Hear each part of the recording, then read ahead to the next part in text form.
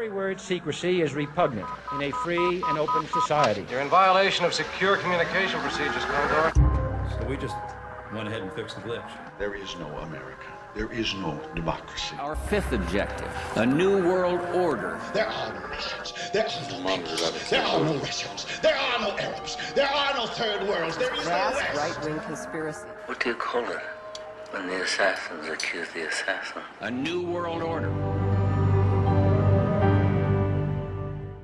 Thank you for plugging in to the Stones Unturned podcast. Well, just a second there, Professor. We fixed the glitch. I'm your host, Professor Thomas Henry Horan. He reads everything. Good morning, John. Good morning, you lucky devils. I knew somebody would be up. Okay, let me explain something very briefly. For tax purposes, I'm not going to talk much about JFK. I'm not going to show you anything about JFK till next year, because I'm going to make so much money off of you chumps. But first, I have to debunk all this Zodiac bullshit. Number 2, I appreciate your comments, but I'm not going to respond to them yet because I don't prove things in comment sections on YouTube. I prove them with episodes. Okay, so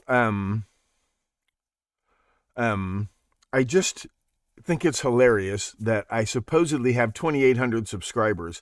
None of them say a word. I don't know they're there. They're lurking, but until I mention JFK. Hi, Charlie.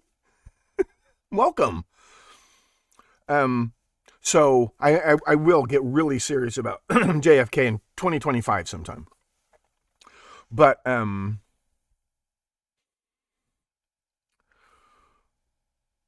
the practical difficulties are that, number one, none of you people knows anything about the actual John F. Kennedy, the man. You don't know anything about him. All you know about Kennedy is the myth, which isn't true. But the myth is the underlying foundation of all the bullshit second gunman theories. So it's going to take a while. It's going to take a while. But in the meantime, these other cases, Zodiac, Manson, the phony kidnapping of the Lindbergh baby. Oh yeah, they're all intimately connected to the fake assassination of John F. Kennedy.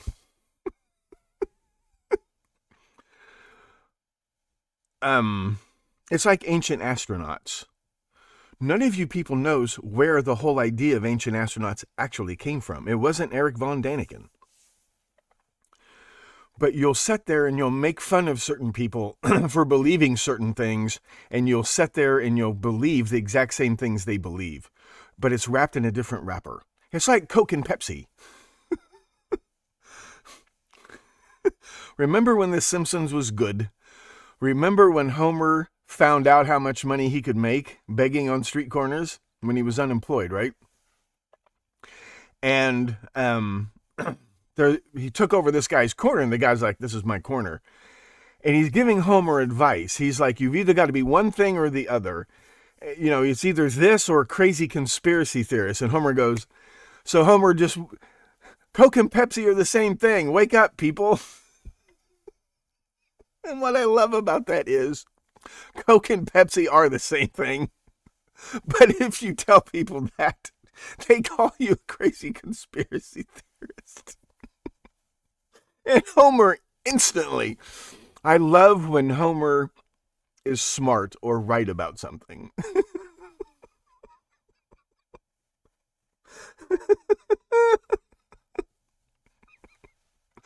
Coke and Pepsi are the same thing. Mormonism is Chariots of the Gods, and people don't know that.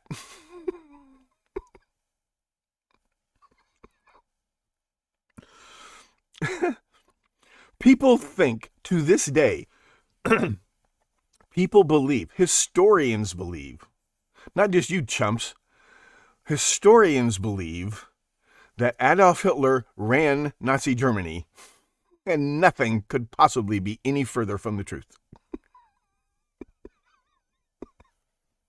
There's Up here, you've got the myth of Jesus Christ. There's a lot of historical truth, but it has nothing to do with the story in the Bible. You've got the myth of Jesus Christ. You've got the myth of JFK. And up here, you have the myth of Adolf Hitler.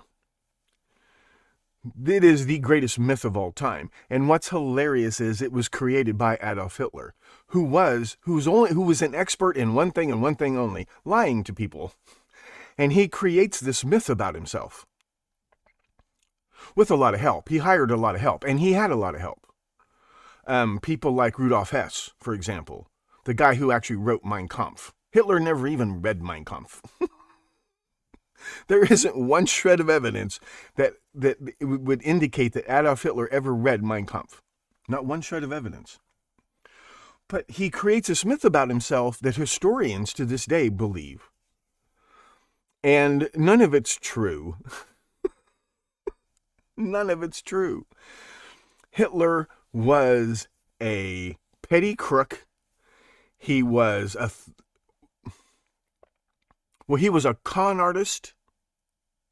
He was a gay, vegetarian, postcard painting con artist. He was a draft dodger. He was a work dodger. You know, Adolf Hitler never did an honest day's work his whole life. Not one day did Adolf Hitler ever have a job. Not one day ever. He collected 2 paychecks from the German government. He was collecting the paycheck as chancellor and a paycheck as president. Hitler was a tax fraud. Hitler did not have one conviction and served 1 prison sentence. Hitler had 5 convictions and served 5 prison sentences over them. People don't know any of this. He created a myth. Hitler wanted to be remembered a certain way, and that is how he was remembered. That's how he's remembered today. People don't understand the reality of the you-know-what-a-cost. I'm not saying that nobody was murdered. What I'm saying is you have no idea what really happened. We'll never know a lot of what really happened. And this brings up JFK, because 99%, now I'm not going to go into this in great detail today, but early on in the invasion of the Soviet Union, the Germans themselves meticulously documented the massacre of about 1.5 million civilians, mostly Jewish. They bragged about it. But the second phase, where the Jews of mostly Western Europe are duped into getting on these trains and going east and never coming back alive, that story, we know almost nothing about what happened to them once they crossed into Eastern Europe. Why is that? Because all of that evidence, all of it, doesn't come from reliable sources. All the evidence for what happened at the so-called death camps, all that evidence comes from one source, and one source only, and that's the KGB, the Soviet Union, the commies, whatever you want to call them. And they have changed their stories many times over the last 70 years, and people don't understand this. We know very little about it. We've heard survivor stories and a couple of perpetrator confessions, and that's it. We know something about how the roundup was conducted, and it was done very cleverly. You don't understand how clever it was, but we really don't know much about it except what we hear from the Russians. Well, it's like JFK, the subject of today's rant. I just find it so hilarious that nobody will think for 1 second, maybe some hotshot KGB officer looking for promotion did conjure this up. I'm not saying that that's exactly what happened, but those of you who are watching this have probably heard of Operation Chaos in America. You think it was run by the CIA and the FBI, but they plagiarized the whole idea, let alone the name, from the KGB. Yeah, that's why, okay, does that look... I don't mean to look over your heads. I'm talking over your heads, but I don't mean to look over your heads. And I don't mean to be looking over your shoulders. Don't worry, there's nobody standing over your shoulder, except your cat, who is thinking about killing you. Okay? Why is it so impossible to imagine that maybe the Russians were behind it? It's really funny that the Americans... Hi, Charles. I just thought it was really nice that you're waiting for me to go online. I learned a lot from this podcaster a few years ago when I was starting doing this, and she's showing us how to do something on OBS software or something. She goes, okay, I'm going to go online. It's 2:30 in the morning, but there are 5 of my fans are going to be on. Well, they're waiting for me. And there they were. And like this happens to me too. So why is it so, why, to accuse the Russians of shooting JFK might have started World War III. But Operation Chaos was their idea, and they were heavily involved in it in the United States. It wasn't always successful. And then you have the CIA, the company, infiltrating their efforts and blah, blah, blah, blah, blah. But historians, if you watch PBS, they don't use the word communist. PBS does not use the word communist. And they have never talked about the KGB, and they will not admit that there were Russian spies. There were thousands and thousands of Russian spies in America, even before the Russian Revolution. But they won't. There were Jews in America spying for Hitler because their relatives were being held hostage back in Germany or whatever. But they don't want to talk about that. They want to talk about the myth.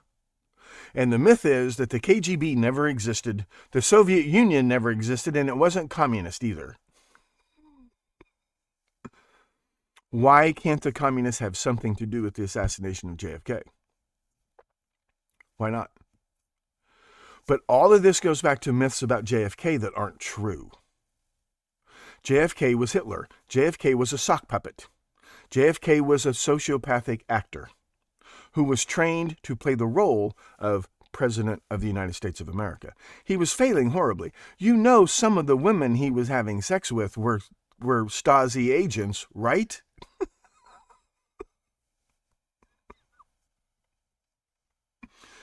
Oh, you people. But I'm not going to show you anything about JFK till next year for tax purposes. I can't make much more money this year. Next year, the sky's the limit, baby.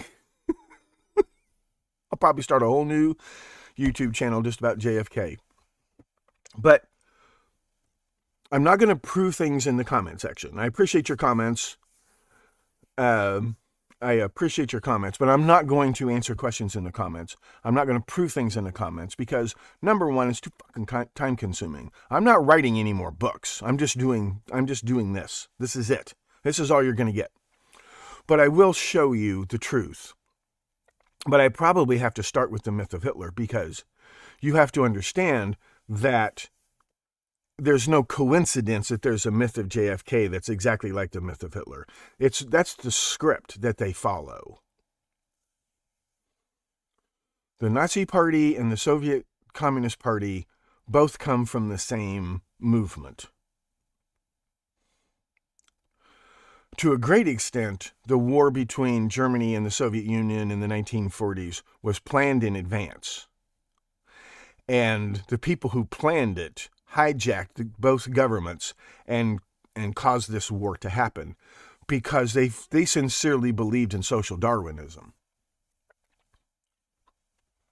It's no accident that those two countries went to war. And the United States is part of that experiment in social Darwinism. It's a laboratory of social Darwinism. You understand this, right? It's not the only factor affecting our history, but it's there. It's big. It's huge. So before I debunk the myth of JFK, I need to debunk the myth of Hitler. So you can see, it's just like every other case we've looked at on this podcast, including the ones you people dragged me into, like Manson. It's your fault. But it turns out there's a script, okay? The myth of Charles Manson is the same. It's a fill-in-the-blank script. They have a script and you fill in the blanks. The Myth of Manson is the same script. Some of these, it's not one at a time either. They have lots of these. And JFK was one of them. And he served a purpose, and then his purpose was finished. Like there's this myth that JFK was going to pull America out of Vietnam. It's a myth. And that was the motive for the murder. That's a myth. That's a myth. I believe JFK told somebody that because JFK was like Hitler. He couldn't actually he couldn't run a cabinet meeting. There were almost no cabinet meetings in the Hitler administration and hardly no cabinet meetings in the JFK administration because he didn't know how to do it.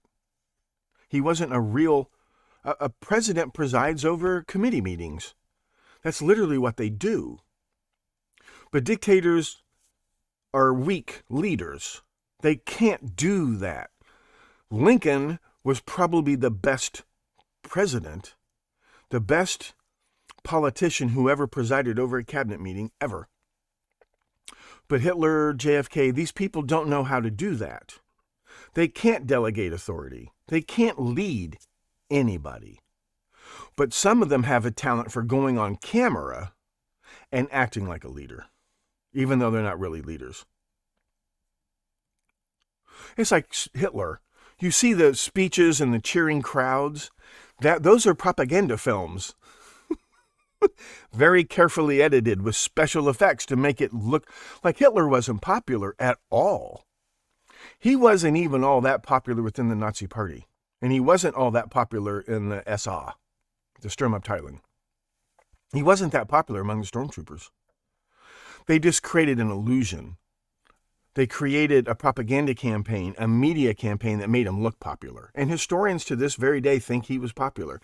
He was popular for about a week in July of 1940 when France capitulated.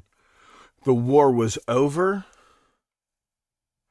All the crimes against Germany at the Versailles Peace Conference had been and the war was over. The war was over. It was relatively bloodless compared to World War I. It was over, and people actually approved of Hitler for about a week. And the next thing you know, the Battle of Britain starts, and his popularity drops right back down again to like 5%. He wasn't popular. He wasn't popular at all. That was all an illusion created by Leni Riefenstahl. He wasn't popular. JFK, right? Camelot. Camelot is a myth. JFK wasn't all that popular while he was president. In fact, he was most likely going to lose the election. He had very little chance of winning the election. For one thing, he hadn't actually done anything. He never did anything except give a couple of very entertaining speeches. That's all he ever did. When he was a senator, he didn't do anything. Books. There's this book, Mein Kampf. Not only did Hitler not write Mein Kampf, he never even read it. JFK did not write Profiles in Courage. And what was the other one he supposedly wrote? He didn't write those books. Ted Sorensen wrote those books. JFK didn't even read those books. He was a sociopath. Ed Begley Jr., the actor Ed Begley Jr., the one who always plays scientists and doctors, is dumber than a box of rocks. But he's really good at playing smart people. So people think the actor is smart. Robert De Niro plays very intelligent characters, but he himself is dumber than a box of rocks. And all the dumb characters you've ever seen, the Ed Nortons, the Kramers, Gracie Allen, all the dumb characters you've ever seen are played by highly intelligent actors. Remember Schneider on One Day at a Time? That guy's a genius. It's the same phenomenon. It's the same phenomenon. A smart person can't play a smart character. But dumb people who are fooled by smart people all the time, they understand what makes a person look and sound smart, and they do those things. For example, I have an IQ over 200. But you people think I'm an idiot. I play an idiot on YouTube. So, I'm not going to argue about nitrate tests and ballistics tests in the comment sections of any videos on this channel or any other channel. I will make videos that show you what's really going on. But you have to start with the myth of who John F. Kennedy was in the first place. Are you with me? The myth of Charles Manson versus the real Charles Manson. The myth of David Berkowitz versus the real David Berkowitz. The myth of Oswald versus the real Oswald. And the other thing is, you have to realize, I found some myself.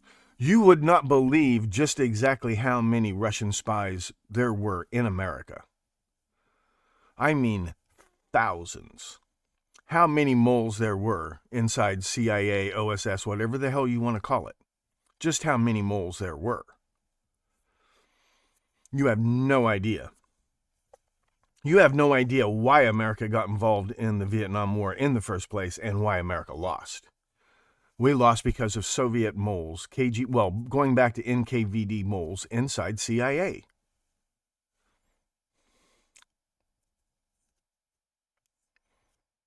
Oh, Huey Long? That's another one. Don't get me started on Huey Long. Don't get me started on Huey P. Long.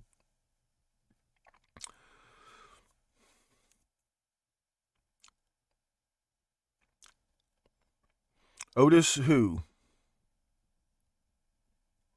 Otis who, Charles?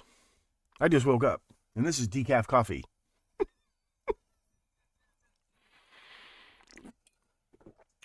So, to all my JFK dupes out there, be patient. We'll come back to that. But you have to understand, number one, those of you who are new to the channel haven't seen me do this, but here's how we've cracked all these other cases, and we have cracked them. The 5 golden rules of homicide investigation, cold case investigation. Rule number 1, the victim will tell you who the perpetrator is. So the corollary is, the more you know about the victim, the more you will know about the perpetrator or perpetrators. And you know nothing about the real John F. Kennedy. And it begins with that. Look at JFK's wife. Look at Oswald's wife. They're the same. They even resemble each other. Look at Hitler's wife. Look at, who is it? Cat Williams talked about this. You get these Kevin Harts, you get these people, and part of the script is they have to have a light-skinned wife. Now, Sammy Davis Jr. had a white wife. That didn't work as well as that turned the black community off of Sammy Davis Jr. It wasn't white people. White people love Sammy Davis Jr. Black people, have you ever met a black person? Don't mention Sammy Davis Jr. He's not popular. So, but they do like, I worked in advertising, believe me, black people like to see light-skinned black people for sure. So Kevin, is it Cat Williams? He's absolutely right about that. They will set you up with the lights. Look at Beyonce. She's whiter than I am now. Okay, that's part of the script. It is part of the script. It's like Diddy. No one, all this media coverage about Sean Combs, no one is mentioning who and now his mother has crawled out of the woodwork. After all these years, his mother has crawled out of the woodwork, and they aren't mentioning anything about who she is. They're not telling you who Sean Combs really is. They haven't told you who his father was. And that has everything to do not only with Son of Sam, but going back to Zodiac, going back to JFK, going back to moles in the CIA and OSS and FBI. And they aren't telling you any of that. Sean Combs did not come up with any of this on his own. Madonna taught him how to start his own successful record label. He didn't come up with any of those ideas on his own. Sean Combs is the Charles Manson. Charles Manson was supposed to be Sean Combs. Sean Combs was everything that Charles Manson was supposed to be. For whatever reason, Jim Morrison dropped out of the program. For whatever reason, David Berkowitz tried to drop out of the program. Charles Manson never tried to drop out of the program. Charles Manson was a dupe, like Oswald. Now, Charles Manson and his kids did not murder anybody. Charles Manson never even shot lots of papa. That's all myth. It's all myth. The Manson family never murdered anybody. All they did was tamper with the crime scenes and then act out the script in front of the cameras. That's all they did. That's all they did. Who else? You guys know who I'm talking about. Always wear a shirt. They turn out to be the Andy Griffith Show. Otis on the Andy Griffith Show. Oh, who? Why? Okay, is that your point? Who played Otis? Who played Otis? You're probably right. Of course, he played a drunk. Who played Otis? Okay, there are two classic sitcoms from the '60s: Bewitched, and then a ripoff of Bewitched called I Dream of Jeannie. But on Bewitched, there's this character, Mrs. Kravitz, who lives next door to the Stevenses, the witch. And she sees funny things going on. And she's like, there's supernatural, there's a bunch of weird stuff going on. And everybody, give me a second.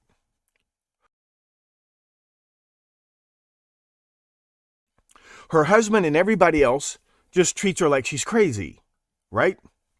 Which would be, that's if you know, anybody who saw a witch actually do these magical things, people think she's crazy. But on I Dream of Jeannie, they take it up a notch. There's Dr. Bellows, who sees all this supernatural stuff that can't be explained by his precious science, but instead of people thinking he's crazy, he makes himself crazy. Dr. Bellows drives himself crazy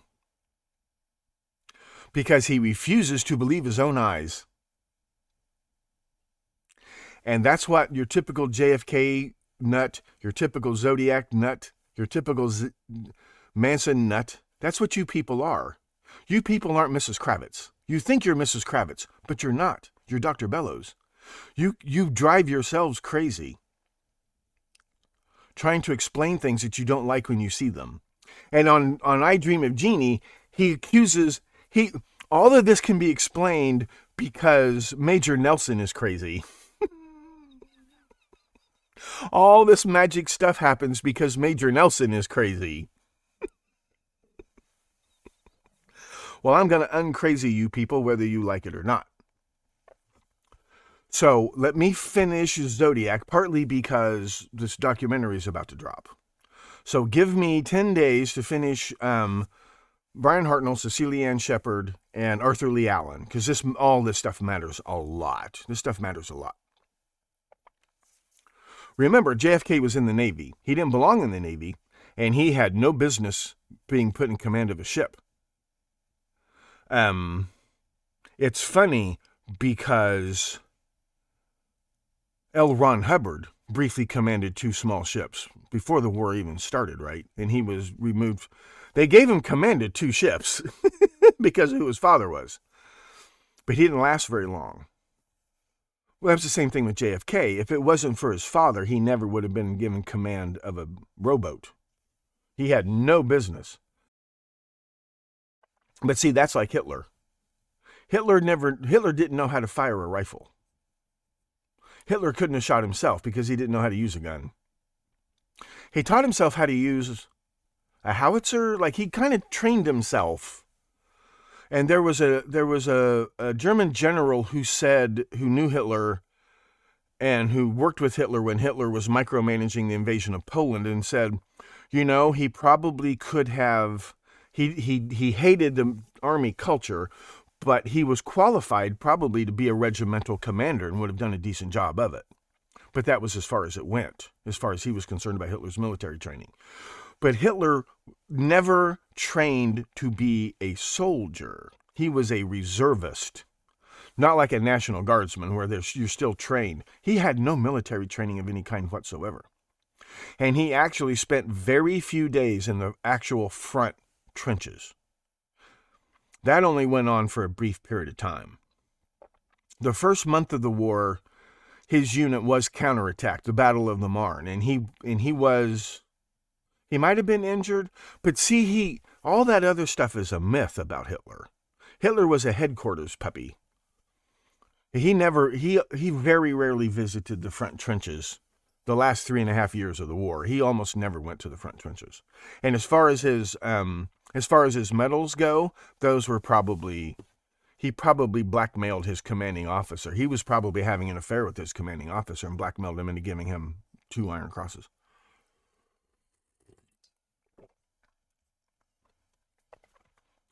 He was supposedly shot during the beer hall putsch. He wasn't. His shoulder was dislocated because the man standing next to him was shot and killed, which is funny. And the guy did save his life. Was that Horst Wessel? But they all had their arms linked, and when these guys got shot, they all fell down and pulled Hitler down on top of him, which probably saved his life and dislocated his shoulder very badly, and it never really healed. He was not shot. Things like this. So it's going to take a long time. Otis, who played Otis? Who played Otis on Andy Griffith? What was his name? Hal Smith, the actor.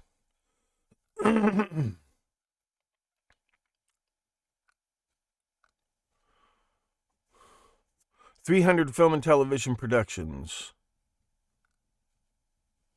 Born in Petoskey, Michigan. Wilmington, North Carolina. It's like Cass Elliot. Her real name's Naomi Cohen, and her parents were obviously in intelligence. She went to high school with Jim Morrison. Did you know that? How come they never talk about that? No one ever talks about that. And you know who Jim Morrison's father was, right? He wasn't just a Navy officer. And yes, it has something to do with Arthur Lee Allen. Actually, Jim Morrison's father, there's no way he didn't know Arthur Lee Allen's father. I think he was Arthur Lee Allen's commanding officer, but we'll get into that.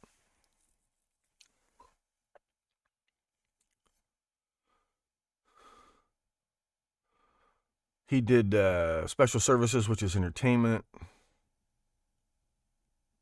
He must have been pretty smart because he was a producer.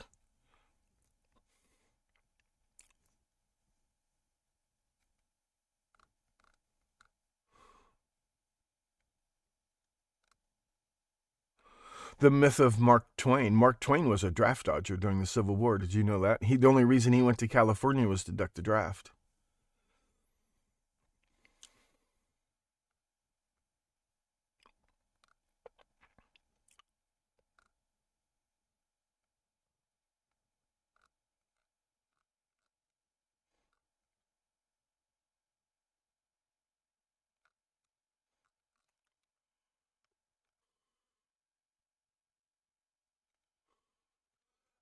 So the thing you have to understand, here's what you have to do. This show is not going to be about me arguing with you. This show is going to be about you wiping your memory clean and starting with a blank slate with JFK and all these other cases. It's just like this. The Myth of the Zodiac Killer. Graysmith wrote a book Graysmith's book is a hoax. Okay? The actual evidence tells a totally different story than the myth that you're used to when you think about the Zodiac Killer case. That's all myth. And the first thing you have to do is you have to get that out of your head. So that's what the first 1/3 of this book is about, is debunking Graysmith's book. So, but it turns out Arthur Lee Allen is a much more interesting person than I thought he would be. Laurel Canyon book talks about it. See, there's another murder that took the 4 on the Floor murder. Please don't call it Wonderland, because Wonderland is a famous pedophile ring, and I want to separate the two cases. So the other nickname was 4 on the Floor, which I think is hilarious. Wonderland murders, too vague. The 4 on the Floor, that tells us everything we need to know. And I'm sure it's directly linked to the Manson family because Charles Manson was up to here in prostitution and pornography. Hitler was more or less a prostitute as a young man. He survived he kept body and soul together by having dinner with rich gay men. So, and they're the ones who introduced him to politics, and they're the ones who realized what his potential was in politics. Right? I suggest that Joe Kennedy Sr. had as much to do with the murder of his own son as anybody. Because it's obviously a Christ-like sacrifice. And it's done on camera. You people don't even know anything about Abraham Zapruder. But what does Abraham Zapruder have to do with the company? Last night's trivia question. I'll give you a few months to answer this one. What was the company called before it was called the Knights Templar? Don't worry, you never heard of it. But you know, you've had direct experience with it, but you don't know what it was called. And that has everything to do with Abraham Zapruder. Like everything to do with Abraham Zapruder. Everything to do with JonBenet Ramsey. Everything to do with Rex Hoyerman. Everything to do with Zodiac. Everything to do. Alex B. Summertime? What's that about? That's the guy who wrote the Laurel Canyon book that you've been going on and on and on about? What's it called? Did not like him in Greensburg. The Pelican Brief? Alec Baldwin. Well, I got to be careful. I don't want to get kicked off of YouTube. But, speaking of Ukraine, speaking of the phony war in Ukraine, he's got everything to do with that. Yeah, they never, ever talk about the real Alec Baldwin. The Rosicrucians? No, they weren't called Rosicrucians. The Rosicrucians are the Freemasons. What you think of as Freemasons are actually Rosicrucians who infiltrated the Scottish Masons Guild. That wasn't really an esoteric society until the Rosicrucians, fleeing Europe, moved to Scotland and infiltrate it and take it over around 1795-ish. The late 1700s, right? Or was it the late 1600s, maybe? Alec Baldwin was a Rosicrucian? Probably. Alec Baldwin, if you watch the movie 54, about Studio 54, they have these shirtless, hot young boys who work at the club. Alec Baldwin, not the actor, Alec Baldwin, the young man, was one of those shirtless barbacks working at Studio 54. His family were close personal friends of Richard Nixon and Roy Cohn. Roy Cohn probably got Alec the job at Studio 54 because Roy Cohn was at Studio 54 gathering blackmail information on customers who went to Studio 54.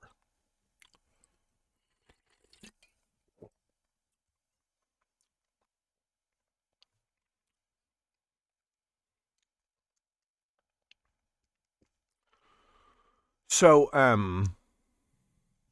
nope, you're way off, Charles. But it has everything whatsoever to do with this case, these cases. It's all one big case. A lot of this is one big case. That really surprised me. Not that I did all this by myself. Read Tom O'Neill's book, Chaos, but nobody seems to understand that the CIA stole the idea of chaos from the KGB. Well, for example, the protester, you've heard of Ulrike Meinhof and these far left militant groups in West Germany during the Cold War. The catalyst that got them going was this assassination of a student protester, the Shah of Iran. See, this happens, but here's another amazing coincidence.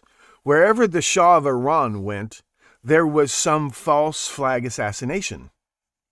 And when the Shah of Iran was visiting, was it Stuttgart or someplace, a protester was shot in the back of the neck execution style by a German state police officer. a lieutenant or somebody. And this created this wave of anti-fascist protests that turned militant. Well, declassified documents show that he was actually an East German Stasi agent working undercover as a West German police officer. Deep cover, 10, 15 years before he came alive.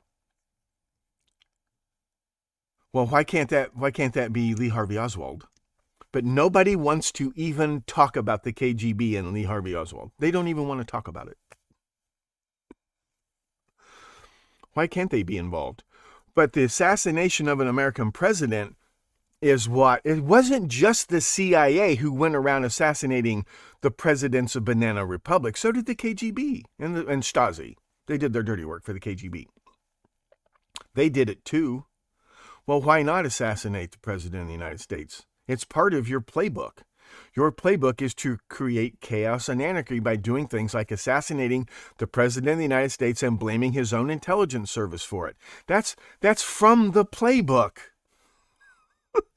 Why don't people think for 1 second that maybe they did have something to do with it? Why did the CIA, like the day after Kennedy, the KGB had nothing to do with this? Why are you saying that? Tom Hanks, I don't know, Rhino. I really don't know. The Persian Magi, the DuPonts. The Persian Magi? No, they're not the company. But they are the eastern branch of the company. Zoroastrian Jews. In the West, you have Platonic Jews, and in the East, you have Zoroastrian Jews. But it's all one big company, and they are the global economy. But they have no army of their own. They have to hire muscle. They have to hire, just like the Catholic Church. It's funny, and what's really funny is they forget this. The Catholic Church passes themselves off as the true Judaism. We're the real Jews. We're the real modern Jews. Well, that's funny because that is the company. And the Catholic Church doesn't have its own army. It has to hire muscle. Well, so does the company. The company doesn't have its own army. It has to hire muscle. David Livingstone, the Dying King. Oh, sure. These CIA anthropologists, the same ones that wrote the script for Charlie to think of himself as a Christ-like figure. I don't know if JFK, but JFK, the whole Kennedy family are basically suicidal. They get themselves killed all the time, and they kind of do it on purpose. Joe Jr. got himself killed. He volunteered for some ridiculously dangerous mission and got killed. So it was very important for JFK to be killed. Now, Lincoln planned his own assassination. There's no doubt about that. And I'm sure if JFK wasn't involved in the planning of his own assassination, his father definitely was. Because the only person who could have convinced JFK to go to Dallas would be his father. I just think it's hilarious that people actually believe that all of this stuff about Lee Harvey Oswald was just for him to not shoot Kennedy, but take the blame for it.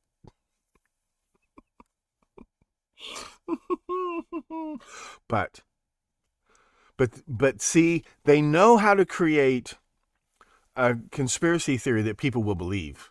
They know how to do that. They've been doing that for a long time. They've had a long time to perfect their propaganda machine. It wasn't just American rockets built by Nazis, American propaganda built by Nazis. The Nazis deeply infiltrated the American government, and so did the KGB. Deeply infiltrated. Yeah, he did the Dam Buster mission. He might have been a great president of the United States, we'll never know. But JFK was maybe the worst president we've actually ever had.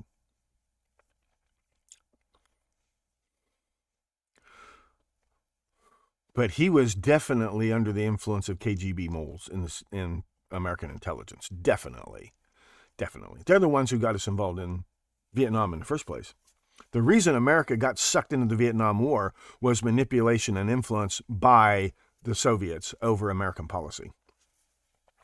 Just like Osama bin Laden right, the passive-aggressive attack on the World Trade Center was done specifically to get the United States to invade the Middle East, because Osama bin Laden's plan was, this will be the lightning rod that will unite all the Muslim people against the West. Well, it didn't work out very well, but that was the plan. So the Soviets planned on dragging the United States into a war in Vietnam and used JFK to do it to a great extent, because JFK was under the influence of Soviet moles in American government and intelligence. There's just no doubt about it. The reason we backed DM was the influence of Soviet moles, which I will show you all about that. They're also the ones who come up with this bullshit UFO stuff that you people believe in. That John Podesta, Peter Levenda, and Tom DeLonge are selling you.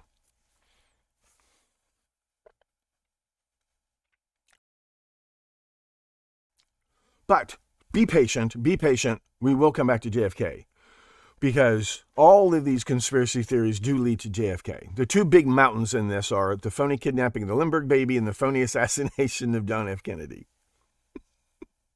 See, what you don't understand is Oswald was actually the second gunman.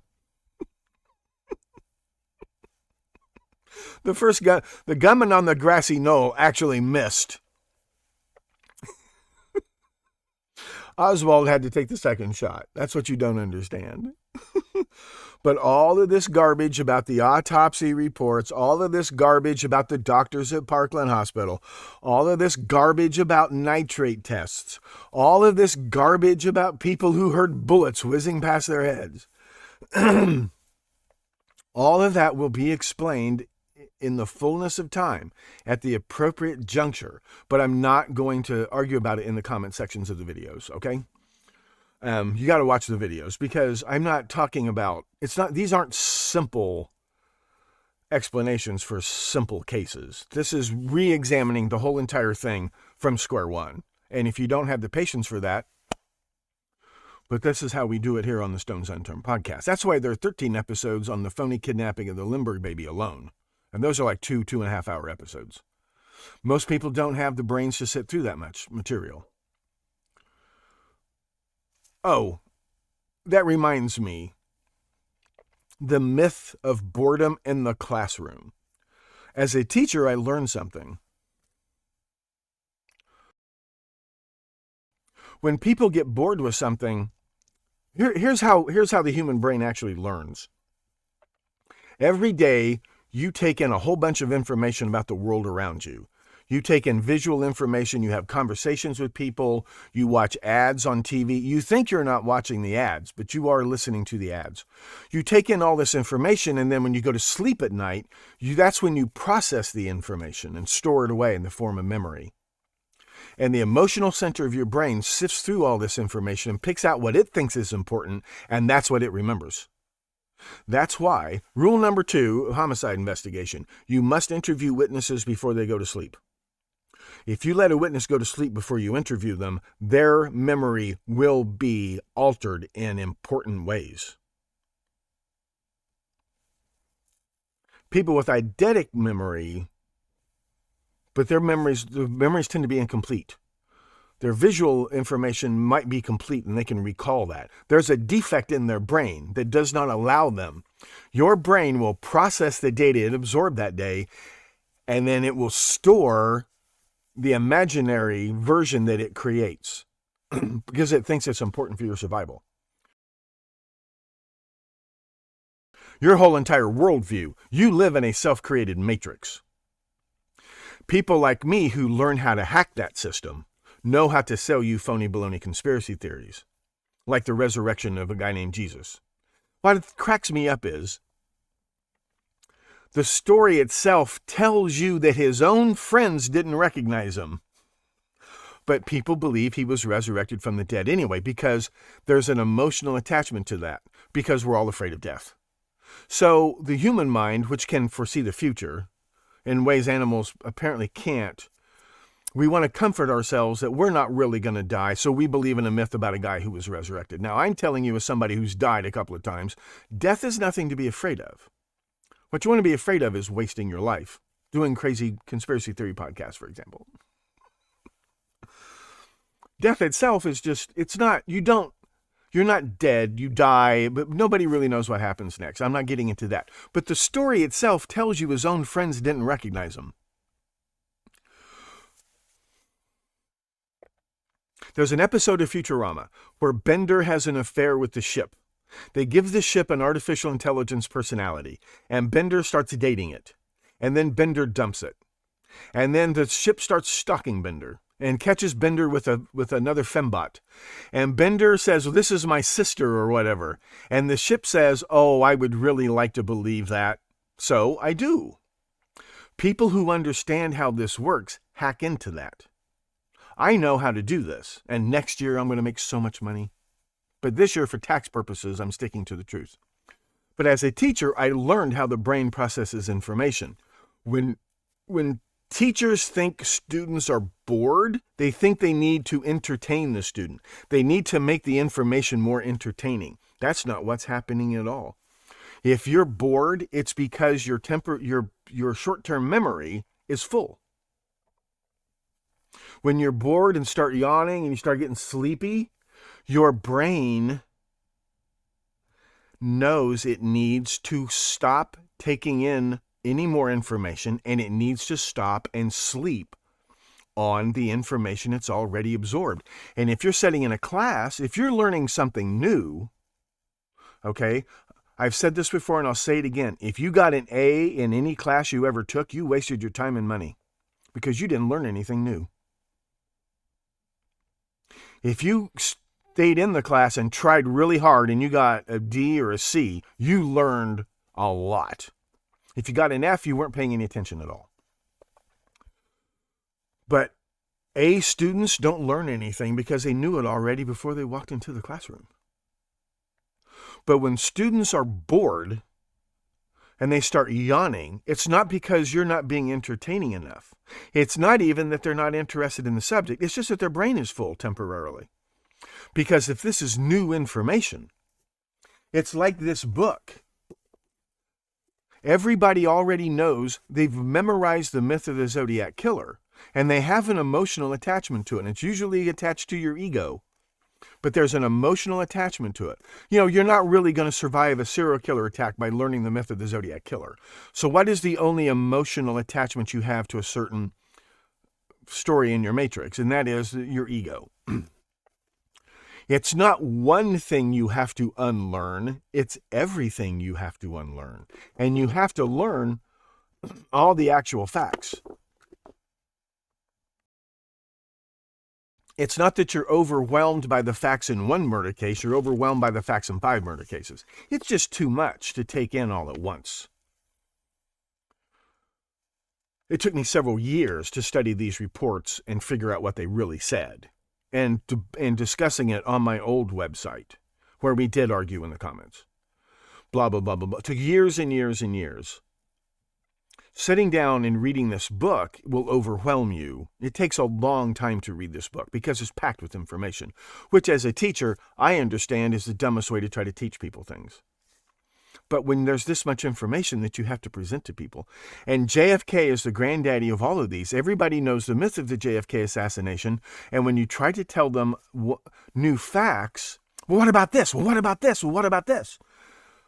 You have to unlearn all of it. You have to unlearn all of it, and that's almost impossible for the average human being to do. And they have to be really motivated to do it. This is what I've learned as a teacher. So bear with me. I will show you everything you need to know about the JFK assassination, but it's going to take time. I was just really surprised that Manson turned out to be as important of a case as it really turned out to be. I really knew nothing about Manson until you people dragged me down that rabbit hole. But what works is I didn't know anything about it. I went into it with a clean slate, and that helped a lot. Because I could see what the real evidence was. And so when I read Tom O'Neill's book, Chaos, it wasn't challenging my matrix that I already had an emotional attachment to. I knew nothing about it, so I was much better positioned to absorb new information. So when people come on here, Zodiac fans, JFK fans, all they can think about is the stuff they already know, and they can't let go of it. It's hard to let go of things that you thought you knew. For example, I used to think that Trump was a threat to democracy. Until Dick Cheney, Alberto Gonzalez, Jeff Flake, and all these other people endorsed Kamala Harris because Trump is a threat to democracy. Okay. You people know nothing about Trump. I still know nothing about Trump. But the funny thing is, Kamala's parents, not her parents, but the church that Kamala grew up in, you think Pentecostals are crazy. Have you ever been to a Church of God or a Church of God in Christ? That's the church she was raised in.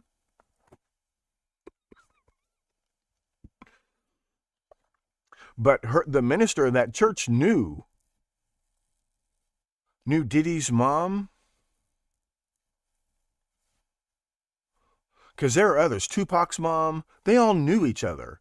See, women get totally underestimated. Who operated Oswald? His wife. Who operated Jeffrey Epstein? His common law wife. Who operated Pablo Escobar? Griselda Blanco. These guys are the front. These guys are the face. These guys are the charming sociopath that lure the chumps in. And they're being operated very often by a woman. Very often by a woman. You've studied the JFK assassination for 35 years? No, you've studied the myth of the JFK assassination for 35 years. You'll see. You'll see. And that's the problem. That's the problem. It's going to be impossible for you to unlearn all of this stuff that you've learned over 35 years. That's the problem. I knew nothing about this. I had read Grace Smith's book once, and I had serious doubts. I had serious doubts because I had experience as a journalist and as an investigator. And so, like, Grace Smith starts using the letters as evidence instead of testing the letters against the evidence. And that was a big red flag in that book. Well, I appreciate that, Anthony. And you're a rare creature. You're a very, very rare creature. A very rare creature indeed. You know, it's the classic story of the bishop or cardinal, whoever at the Vatican, who refused to look through Galileo's telescope. There was a juror in the O.J. Simpson case who would literally turn her head and not look at any of the evidence because she was never going to vote guilty. That's how most people are, because everything you know about the world you ever learned, the only reason you know any of it is because you have an emotional attachment to what you learned. So with teachers and professors, they were Lisa Simpson. Their whole self-worth, their entire self-identity is all about being the smartest kid in class. And that matters more to them than the actual science or whatever the hell it is. Historians and professors are caught in this bind. If new shit comes to light and proves you wrong, well, you're out of a job. If you're wrong, you're fired. So they can't admit when they're wrong. But it's mostly ego. It's mostly ego.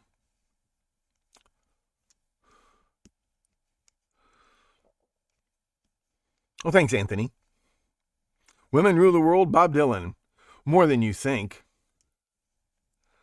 Women are underestimated. They're underestimated as potential CEOs. They're underestimated as this, that, and they're underestimated as criminal masterminds. They get away with murder all the time because they're women.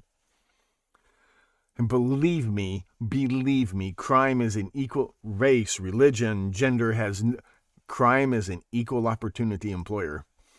The devil is an equal opportunity employer. So just bear with me. Go ahead and be mad, but I'm not going to argue about stuff in the comments. I'll get to that. It took a little longer than I anticipated because all these other cases turned out to be so much more interesting than I ever imagined. So like in the phony kidnapping of the Lindbergh baby, there's a series of books called The Dark Corners of the Lindbergh Kidnapping on Amazon. You have to actually go to Trenton, New Jersey to look at the Lindbergh files. And this guy has done that several times. He has no theory of his own, but it's pretty obvious. Right, it's kind of the same thing as Myth of the Zodiac Killer, Chaos about Manson. He's done a fabulous job. So I've plagiarized from him relentlessly, but it's because he has access to the police files and he quotes them for us and tells us what those things really said. So that helped a lot. Okay, Tom O'Neill helped a lot. Other people have started doing this, which has been lucky for me. They came along at just the right time for me. So they were very helpful. But I don't just quote from these people either. I go out and do the original research, which it's not really that hard once you get the hang of it. But nobody wants to do that because it's boring, because it's just a lot of information. And if you don't have an IQ over 200, it is a lot of information. I understand this. I'll try to dumb it down as much as I possibly can. Turtles all the way down? Right. Those aren't stupid superstitions. What I love is these scientists who think they're so much smarter than these primitive barbarians. The tortoise and the hare, the fable of the tortoise and the hare, is one of the most intelligent and profound questions in physics and mathematics that has ever. And they have these stupid myths about. There's something about that. You just brought it up, how ridiculous it is. Well, it's actually, they understood. These are actually very serious discussions about infinities and unbounded sets and all of these things. Charles Hester was one of the bystanders in Dealey Plaza. A friend of Zapruder. See, this is the kind of information we need. Because people don't even know who Abraham Zapruder really was. And he has everything to do with the company.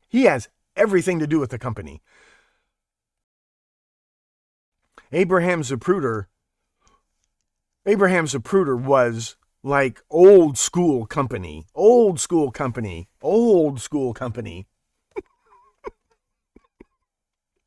Abraham Zapruder's great-great-great-great-great-grandfather hired Marco Polo to write that book.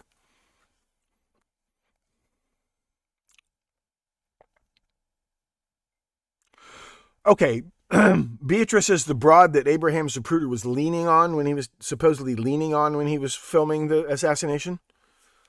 And her husband's name was Charles Hester.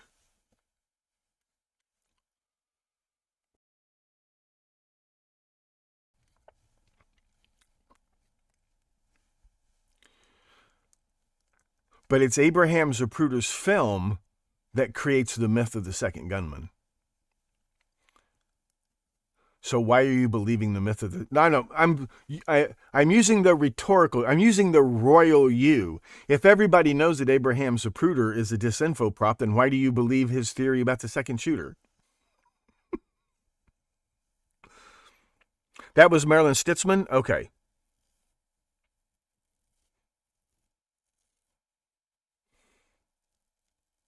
See, this is what I need. I don't need bullshit questions like, well, what about the nitrate test? No, what I need is facts like this. So, Anthony, you may become a priceless resource. See, that's why I call these people junior buckaroos, because they're useful. I don't need arguments. I need facts. And these are the kind of facts. And I'll bet you if I do some research into Marilyn Sitzman, it's going to turn out to be fascinating. It's like the real Lee Harvey Oswald. By far the best documentary. There have been a couple of good documentaries about the physical evidence. But by far the best documentary about Oswald is that PBS Frontline, Who Was Lee Harvey Oswald? Even though the documentary doesn't tell you the significance of what they find out about him. What they find out about him is terribly, terribly important. So this is another thing that I found is useful when investigating these particular cases, is that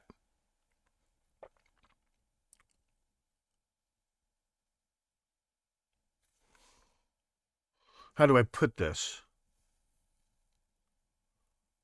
It's not just that there's a truth behind the curtain, but sometimes the curtain is pulled back by accident and nobody noticed. Nobody realized it. Here's what I learned about con artists. I know something about homicide investigation, but I know a lot.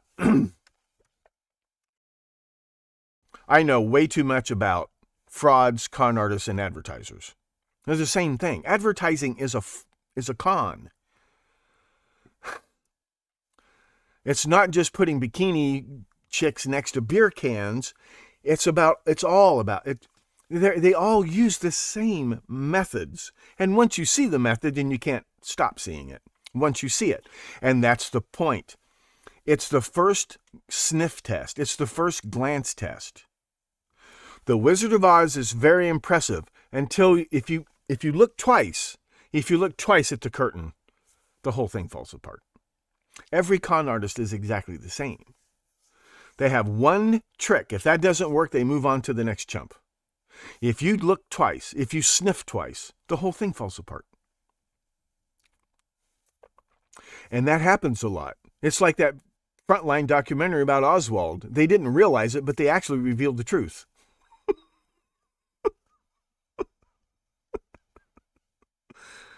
But it was there. This is the kind of stuff I'm talking about. Like Abraham Zapruder. Well, here's the thing, Rhino, about that video. About the Rodney King beating. He himself, only one time was he ever interviewed on TV. He said, people, you don't realize. He said, he said, by the time I got the camera out and started taping, this situation had gotten out of control. But it all started, the cops were, Rodney King was violently resisting arrest. He had an outstanding warrant for attempted murder on a police officer, and that came over the radio, or something about that. It's just that he thought that the cops, they lost control of themselves. And you can see on the tape, they go ape shit on him. That's not excusable. It's human nature maybe, but cops aren't supposed to act like that. But the guy who made the tape said, you people didn't see the first part of the story because I didn't have the camera out right. Well, they ignored that from that moment on. And the media got together. I wrote a paper about this a long time ago, pissed off a professor. I kept getting kicked out of school. Where the media agreed to call him Motorist Rodney King, Motorist Rodney King, Motorist Rodney King, Motorist Rodney King, when in real life he was convicted felon and attempted murderer of a police officer, Rodney King. But there's a day where a religion sets in, Motorist Rodney King. And the guy who made the tape said, you're seeing that tape, it's out of context. But they just ignored that. So he was used like Zapruder. I think Zapruder was part of the plan. Zapruder was in on it. That's why he filmed it. That's why he deliberately filmed it so that he couldn't see the windows at the book depository. Yeah, that one's pretty good, even though they don't seem to understand the meaning of what they're showing you. We've talked about some others on the Stones Unturned podcast.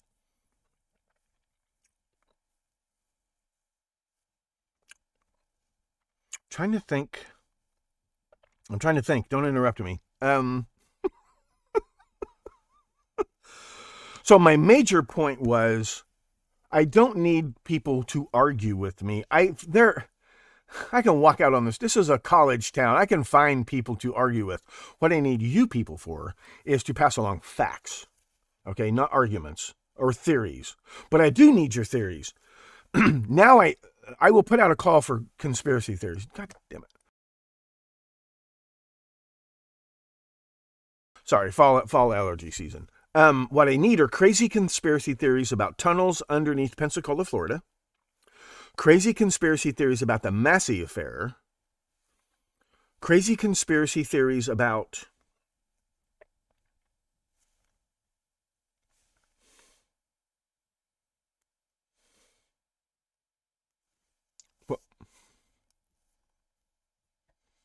but not about JFK. I don't need crazy conspiracy theories about JFK. I need facts about JFK, not crazy conspiracy theories. But I need crazy conspiracy theories about, because sometimes these have a grain of truth. Oh, I know. For example, this whole idea about the government controlling the weather. What happens is there's kernels of truth to these. It's not HAARP. HAARP is not a machine to control the weather. HAARP might accidentally be having some effect on the weather, but but I can tell you this, and should I explain this now? I don't usually change topics in the middle of a stream. I don't usually go off on tangents. One of the research projects when I was being recruited by corporations, I wasn't recruited by CIA, but I did talk to a CIA recruiter once, and he told me how it really works, what Foreign Service officers really do, right? How you really get a job with the CIA, how it all really works. And the difference between an actual Foreign Service officer and a freelance contact asset. They're not called agents because that's a legal term. How the system really works. He told me about that. But I was recruited to work on,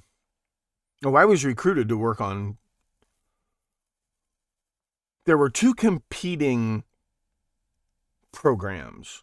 One of them was I was supposed to be the original Doogie Howser, me and several other kids. We were going to go to a special school at Stanford University. I was supposed to be at Stanford when Arliss Perry got murdered. I was supposed to be there. But that was not practical for my family to send me there. And it turns out that there's a crazy, I'm like, oh my God. I always kind of regretted not being able to do that. But,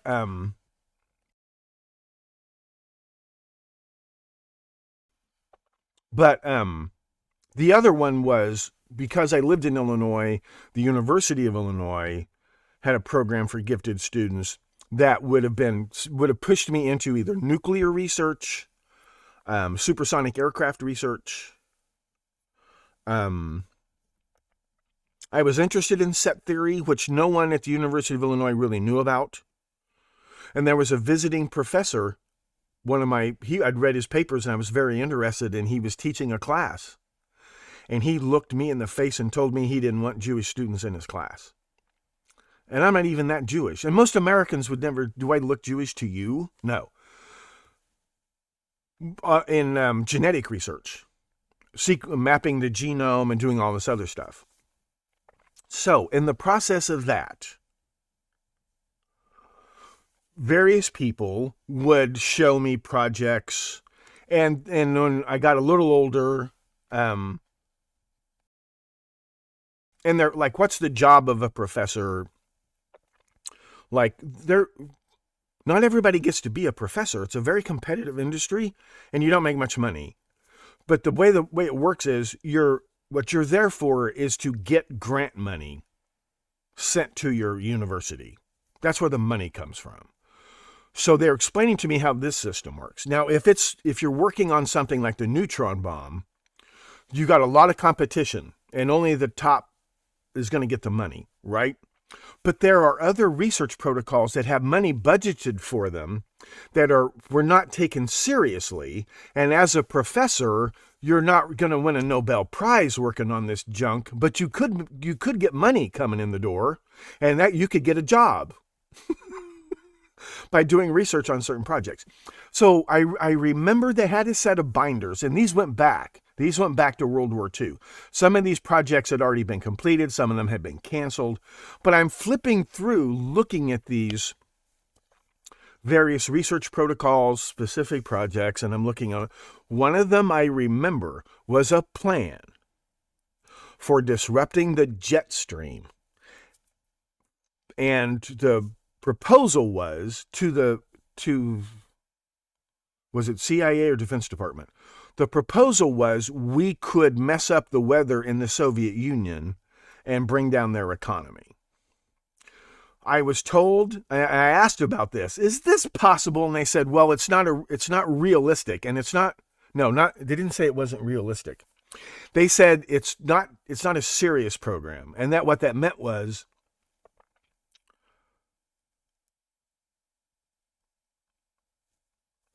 it wasn't going to get funding. But this idea was you could disrupt the jet stream. And the basic idea was do you have a microwave oven? You have no idea how it works. How it works is it heats up water molecules with radio waves. It's like a tuning fork, and it responds to certain frequencies. Well, water molecules respond to certain frequencies. And this happens to be the same basic frequencies as centimetric radar, which is used in military applications. So it makes water molecules vibrate, and that makes them hot.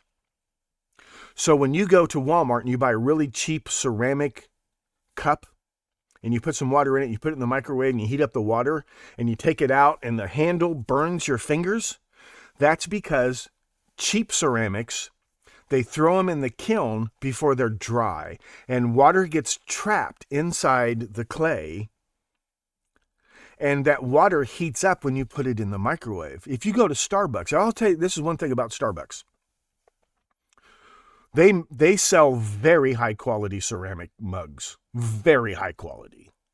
You could melt lead in your microwave and the cup handle will be cool, because those ceramics, they take the time to really dry the clay before they fire it. Anything you put in the microwave that gets hot is usually it's water molecules that are getting hot. So you could point that microwave beam at the jet stream or a cloud and heat up those water molecules.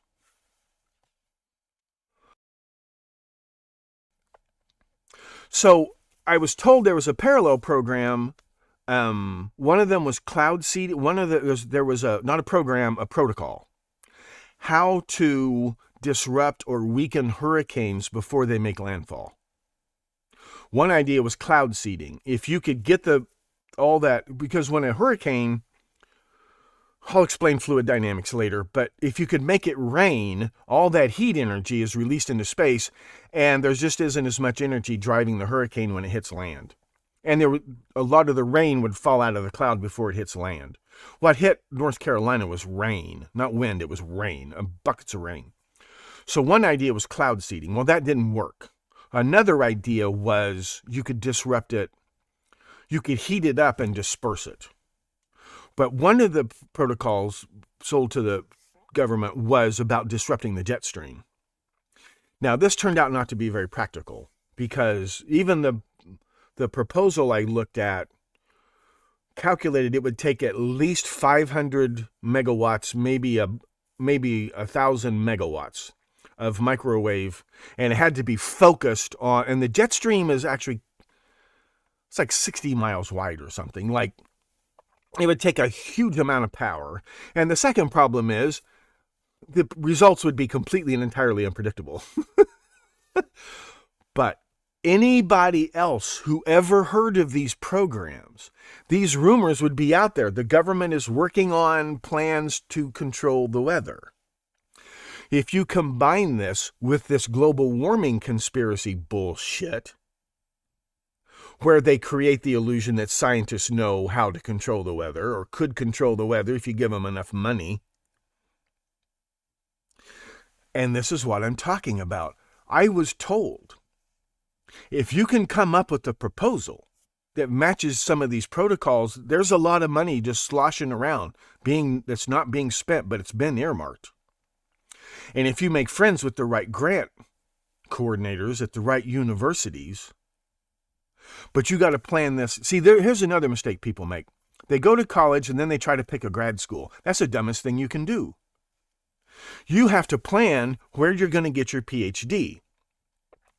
Then you backtrack. You contact that program.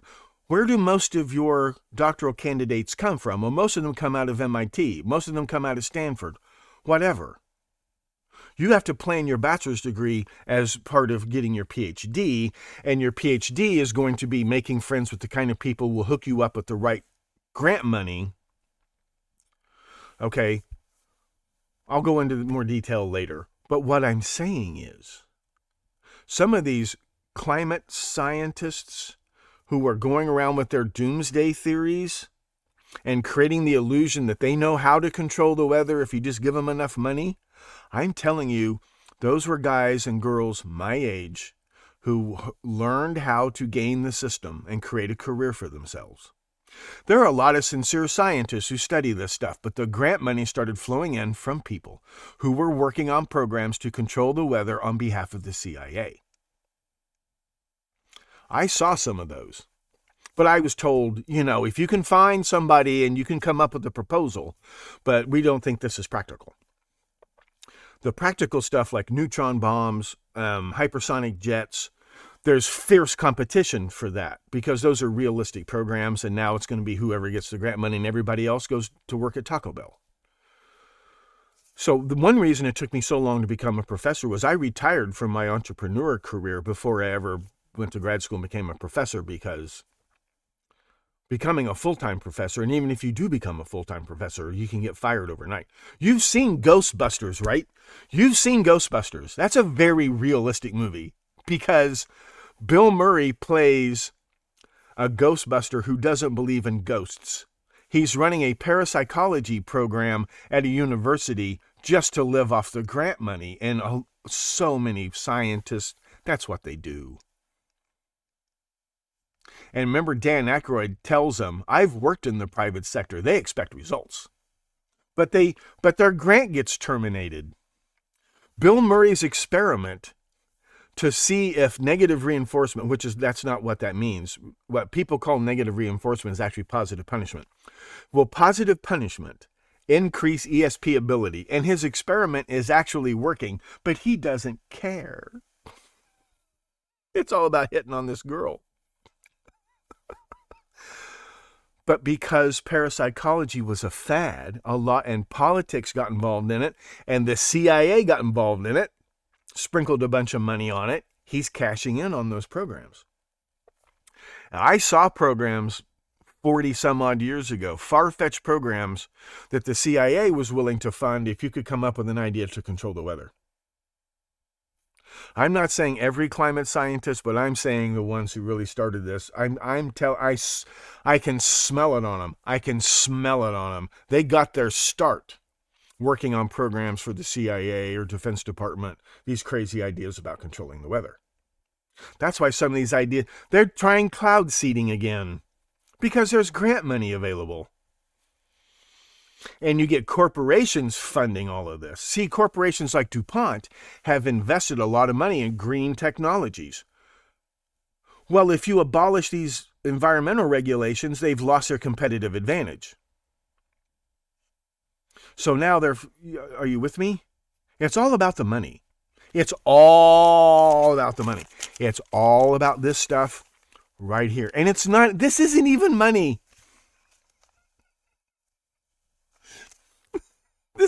This is the blue pill. It's not the blue pill, it's the green pill.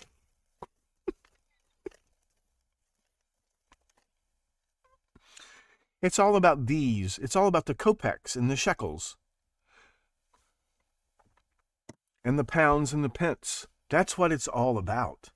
It's all about the money. They're getting paid to say that humans can control the weather.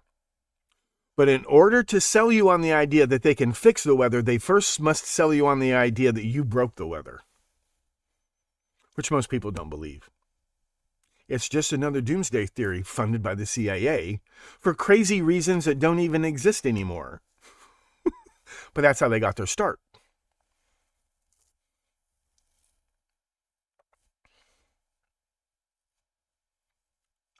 Well, I would have been young. That's true. I would have been a middle school student.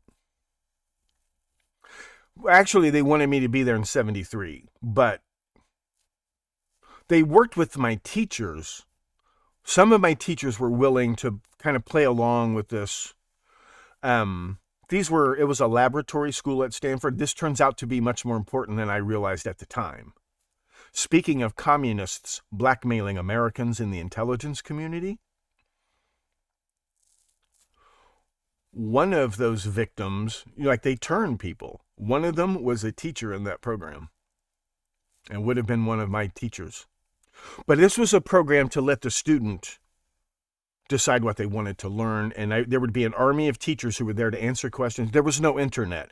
If there had been an internet, if there had been Google Gemini, I'd be running the world right now.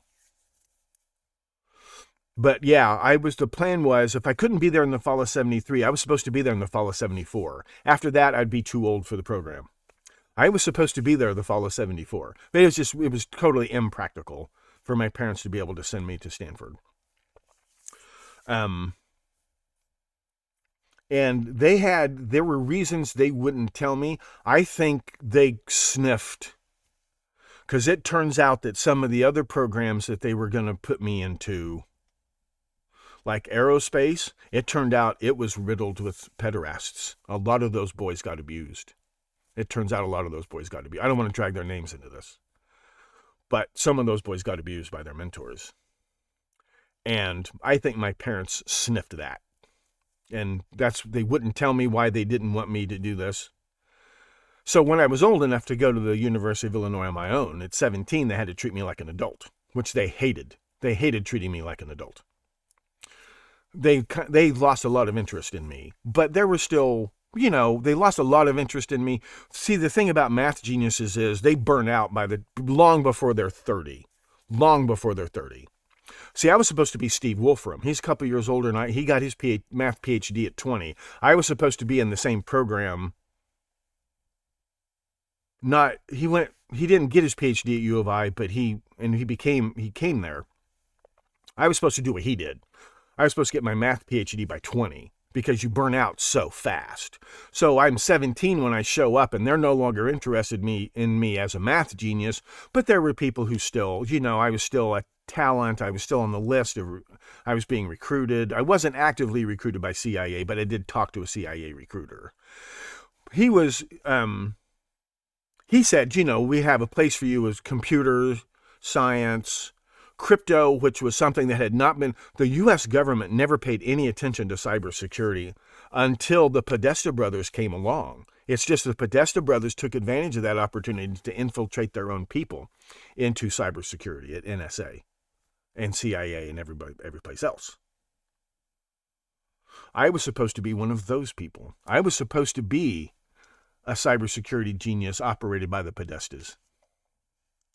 See, if I'd gone to Stanford, I could have easily ended up working for the Podestas, working for, not John Podesta, but the Silicon Valley lobbyist was his brother.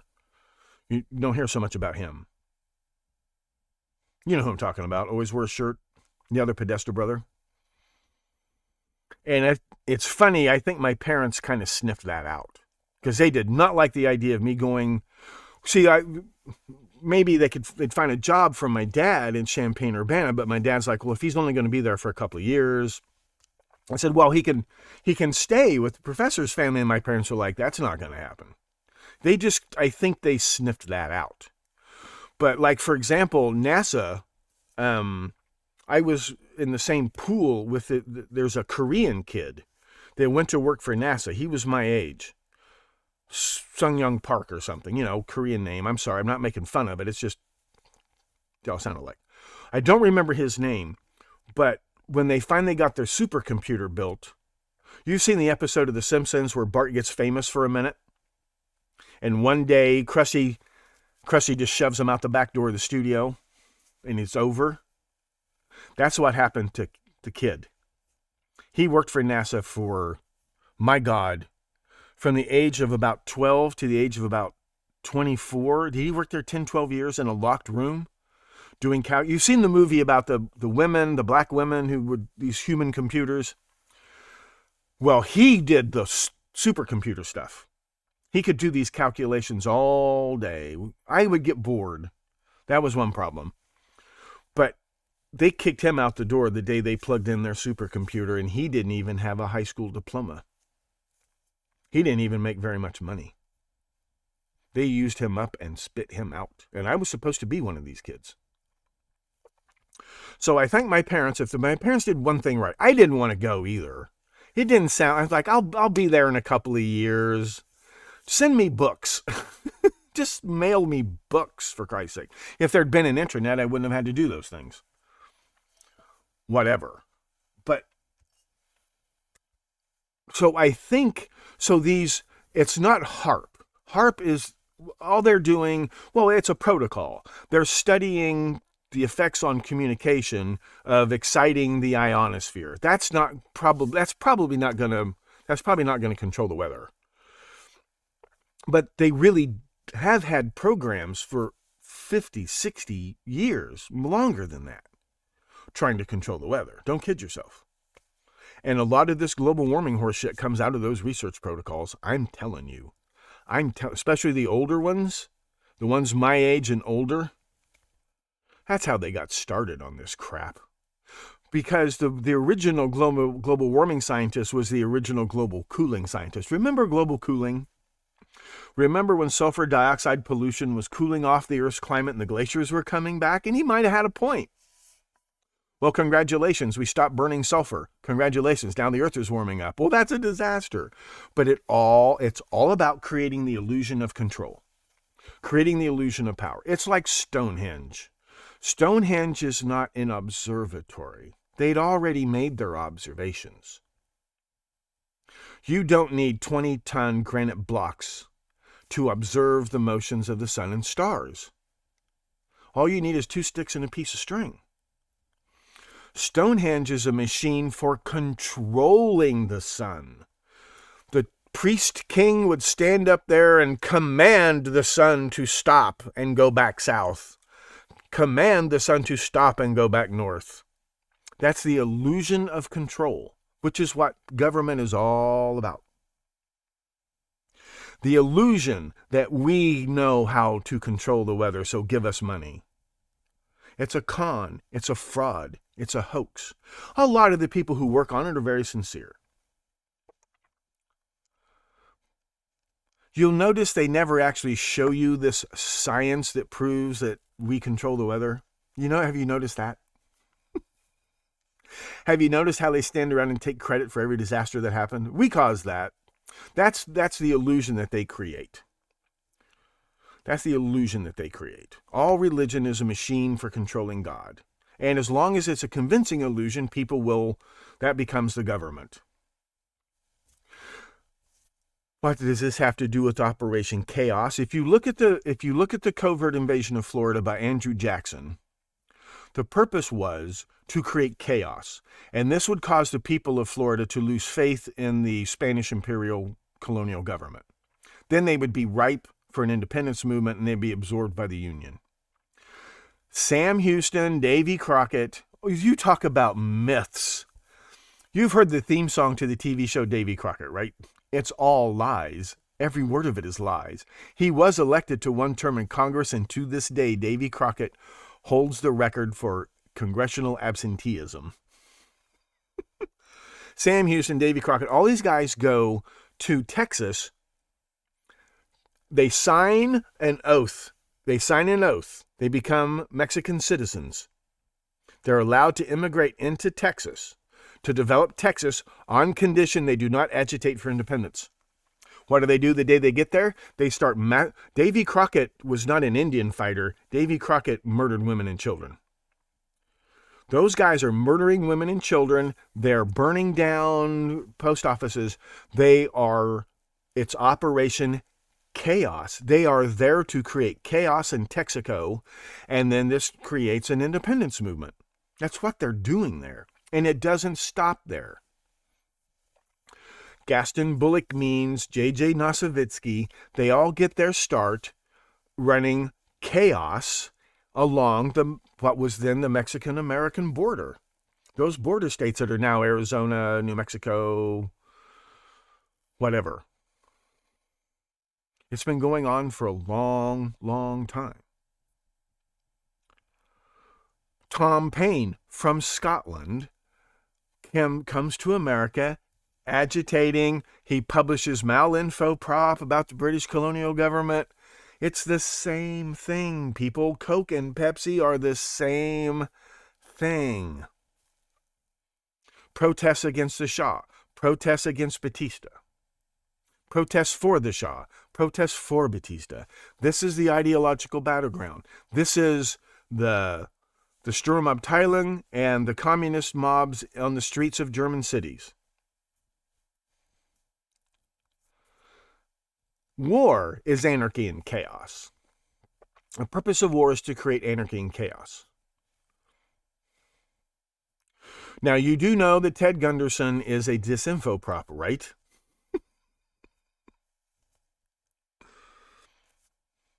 First time you heard of tunnels was from Ted Gunderson. Now, here's the thing about Ted Gunderson. He became a disinfo prop. Peter Levenda kind of took over in certain, but there's other guys out there. I thought I had, and I don't want to confuse people about this. In my mind, I had, what's his name? Walter Bosley. I had him confused with, there's another guy who's the new, there's a new Ted Gunderson out there who's still pushing, Satanic Panic.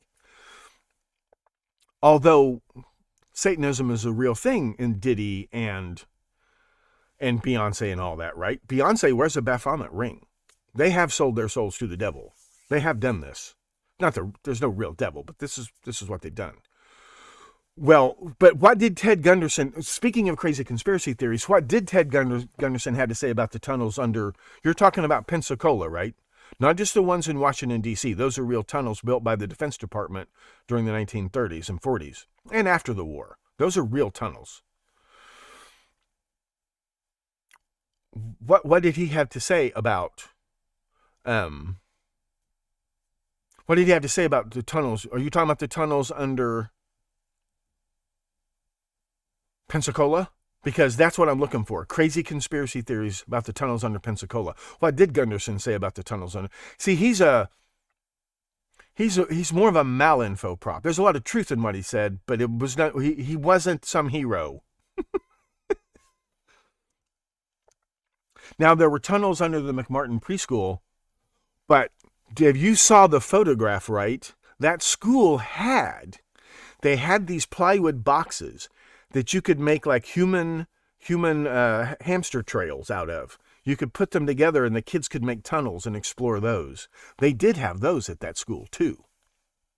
See, there's a grain of truth to this stuff. So then you have to bring out Ted Gunderson to inflate this into a wild conspiracy theory nobody would ever believe. That's standard operating procedure. Zodiac, Manson, Son of Sam. Jeffrey MacDonald. It's hilarious because Jeffrey MacDonald, the murder of the MacDonald family was supposed to be another example of the hippie culture gone wild, right? They even trot out they have their own Susan Atkins. They even have this whore who comes out and tells these wild stories that turn out not to be true about Jeffrey MacDonald case. Jeffrey MacDonald murdered his family and tried to blame it on a Manson family type cult. That was the plan. Was he being operated? I'll bet he was. I don't think he came up with this idea on his own.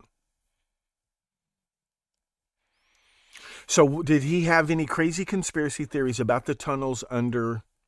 You don't have to remember them perfectly, but anything you can remember about any crazy conspiracy theory about tunnels under Pensacola, Florida, because we know there will be a grain of truth behind it. And now that we see the pattern, we'll be able to figure out what those. Don't think of me as a professor. Think of me as a magnet that can pull the iron nuggets of truth out of crazy, the mess of crazy the mud of crazy conspiracy theories.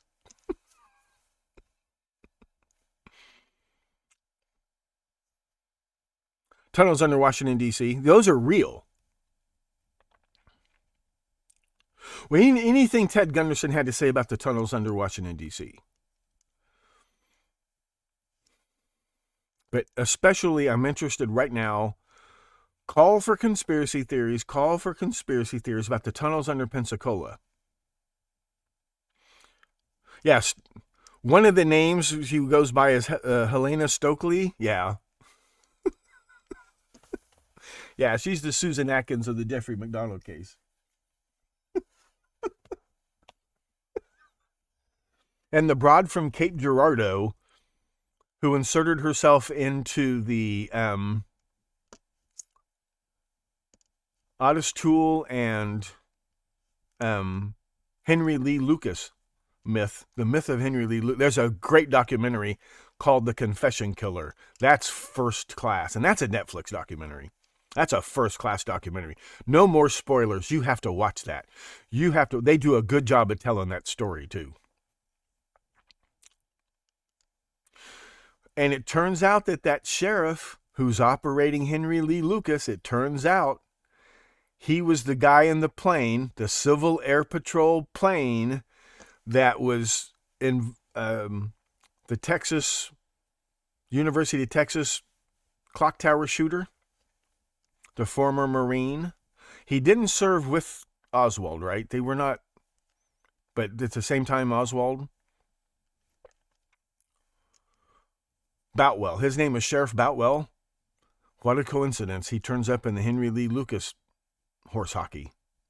Henry Lee Lucas never murdered anybody. He never even murdered that girl's mother or whatever. Henry Lee Lucas never murdered anybody. The Charles Whitman incident. Otis Toole may have murdered the clerk at the gas station. He may have done that. But it's the same thing. Coke and Pepsi are the same thing. Wake up, people.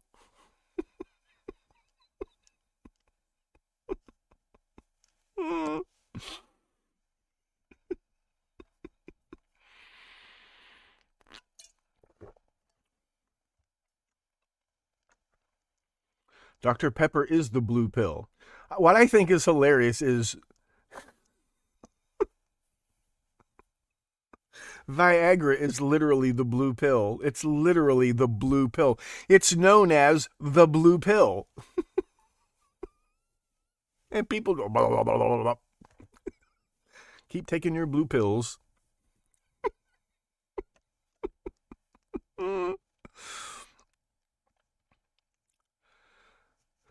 Yeah, I got to get, before he dies of old age, I've got to get, what's his name on here? Because he was there that day that Adam disappeared.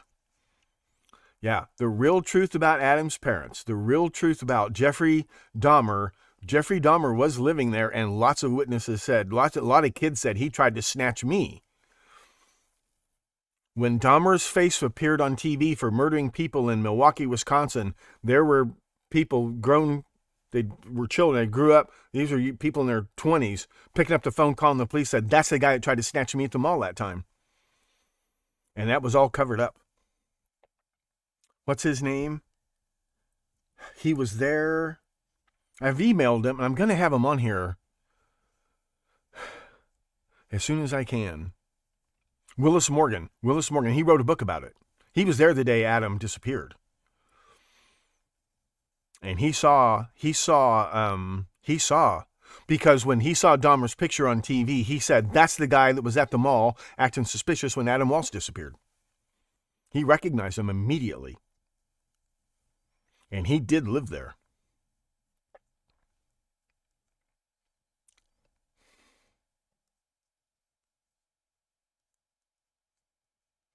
Yeah, anything about tunnels under Pensacola, Florida. Well, have I wasted enough of your time for one morning?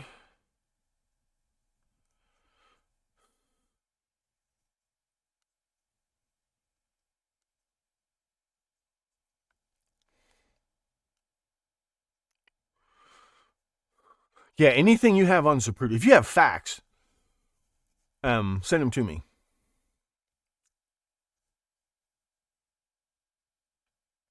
Well, they did an autopsy. There was a benign tumor on his hypothalamus.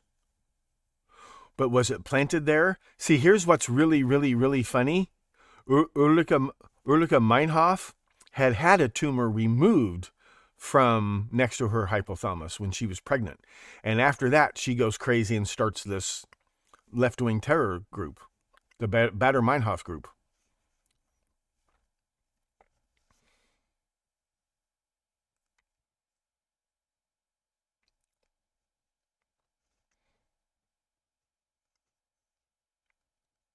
And I think it's, remember this.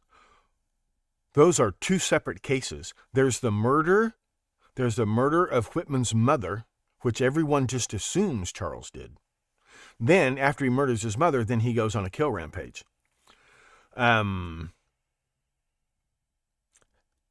Sandy hoax. Adam Lanza, right? The kid. There are two separate cases. There's the murder of Mrs. Lanza. Then there's the mass shooting that takes place at Sandy Hook. Those are two separate cases. It's just assumed that he murdered his mother. I just think it's really funny. There's this pattern of they shoot their mother, then they go on a mass shooting. And then there's they never really explain the mass shooting part. Ever. Yeah, remember, first his mother gets shot, then Charles goes on a shooting rampage. And it's just assumed that it's one shooter.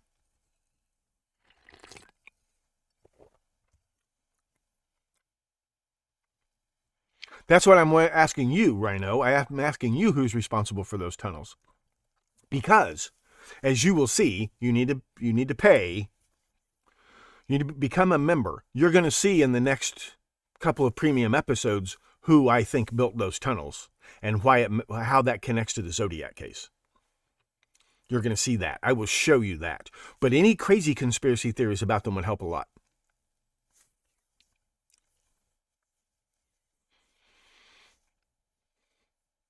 So you begin to realize there's a cookie cutter pattern to so many of these high-profile cases. They have other things in common. It's like JonBenet Ramsey. It's this bizarrely unsolvable locked room murder mystery. Well, it's not unsolvable. Her father did it. You have this bizarre, unsolvable, there's other ones like this. The phony kidnapping of the Lindbergh baby. These aren't coincidences. You realize it's a script.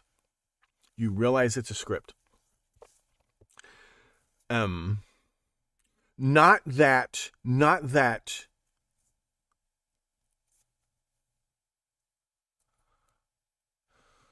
it's not that Bruno Richard Hauptmann was innocent, it's that he was framed.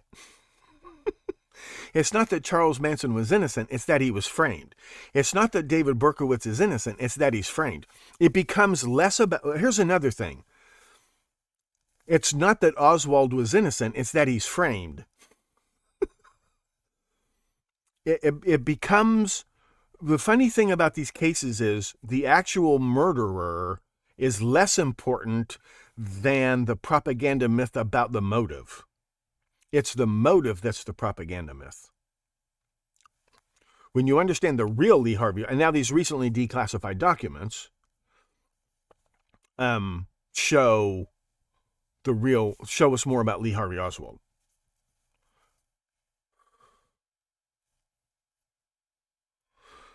Yeah, you don't realize Lee Harvey Oswald was the second gunman.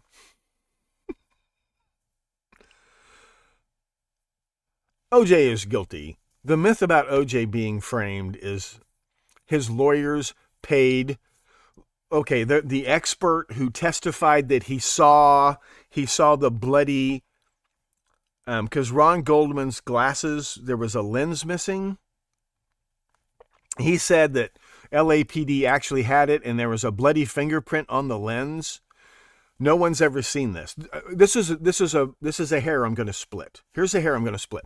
For example, in JFK, supposedly, the emergency room doctors at the Dallas hospital, Parkland Hospital, supposedly they claimed that they saw the wounds and that, okay, are there any photographs? Are there any x-rays? I don't want sketches. I don't want stories. I want photographs. I want x-rays. Do they exist? It's a yes or no question.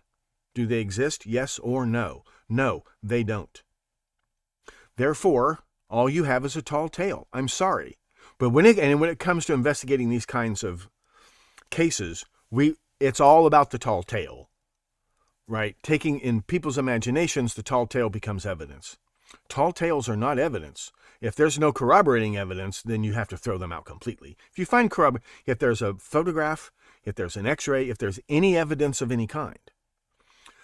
Excuses for, the CIA came in and destroyed all that stuff. Well, that's an excuse for a lack of evidence. It's not evidence. Even if it's true, it doesn't matter. Excuses for a lack of evidence are not evidence. Period. So, like OJ. Okay, so this guy gets up on the witness stand and he testifies that he saw this imaginary lens out of this pair of eyeglasses that wasn't there. Are there any photographs of it? No. Is there any record of it? And this catalog of evidence collected at the crime scene, did they mention finding this missing lens from these eyeglasses? No. Well, why don't I believe him? Because he was paid. He was paid $50,000 in 1995. That's like $150,000 to $200,000 today to tell that story. Well, why would he lie under oath? Because he's a professional witness, like Werner Spitz. Werner Spitz will say anything you want him to say if you pay him enough money. But he's very careful. He's very careful. If this expert had said there was no lens and then LAPD came up with it, that guy could be convicted of perjury. But since there's no evidence to prove this guy wrong, he can get away with committing perjury if you pay him enough money. OJ is 10 billion% guilty. I'm sorry. There's no one else who could have committed that murder except OJ Simpson. But there's like, what's another famous case like that?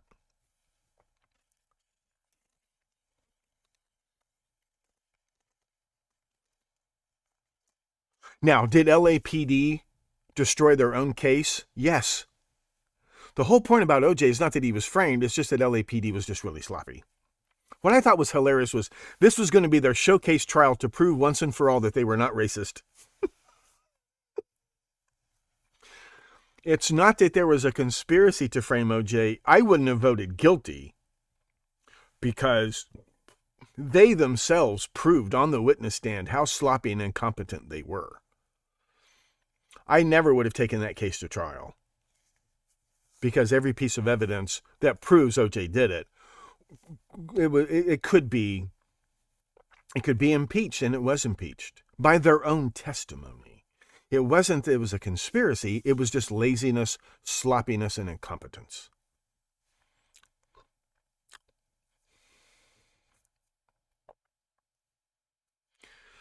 And one more time, this evidence that supposedly proves somebody else murdered Nicole Brown Simpson, there's no evidence for it. People claim they saw evidence. Maybe they did, but we'll never know, and therefore it's worthless. You can't believe tall tales if they don't have evidence to back them up. You will hear claims of evidence that they can't show you, and they always have an excuse. But when you throw all that stuff in the garbage where it belongs, you can actually crack these so-called uncrackable cases. It's ridiculously easy to crack Zodiac once you realize that there's all this disinfo out there. If you erase all the disinfo and look at the actual police reports, the actual witness statements, the actual fingerprint analysis, all the real evidence, the case is easy to crack. That's why they had to come up with this three-ring media circus hoax. You don't need to do that. You don't need all this horseshit about a second gunman at Dealey Plaza to cover up a deep, dark secret. You don't need that. You need that to cover up a blatantly obvious truth. That Oswald did not act alone. So you have to come up with this distracting myth so that people won't look at the truth, because the truth is laying right on top of the ground. The truth about JFK is right out there.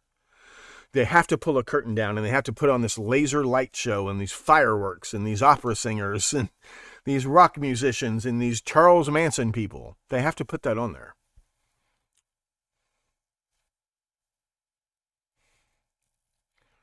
Yeah, I would peg, I can't prove it conclusively, but I'm going to show you when we talk about the actual crimes, because I don't mention that in this book. Actually, I was surprised. That was one of the biggest surprises, was that the park ranger's probably an accomplice. He may have been holding the camera, but Leonard Lake is the guy wearing the hood, probably. He really fits. I mean, he really, really, really fits. And that is his actual MO. I mean, it follows his script that we have on videotapes that Leonard Lake made. That's his MO. And he was living in the area at the time. And he was connected to spooks, including, specifically, one of Hal Snook's closest friends, Tony Poe. Leonard Lake is directly connected to him. When he was in country in Vietnam, Leonard Lake was stealing weapons and grenades and things from his own Marine Corps base, and selling them on the black market to Tony Poe's agents. I don't know if he ever met Tony Poe, but he was doing business with Tony Poe's network. And I have a hunch, I haven't been able to prove yet, that Leonard Lake is actually the son of Anthony Lake, the National Security Council, head of the National...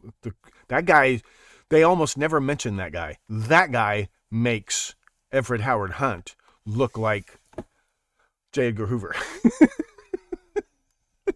Anthony Lake. Oh, wow. Oh, wow.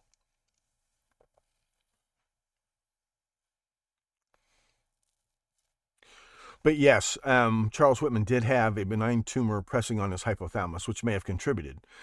Was it created? You know, the CIA go around creating myths about themselves, and then they get mad when people believe them.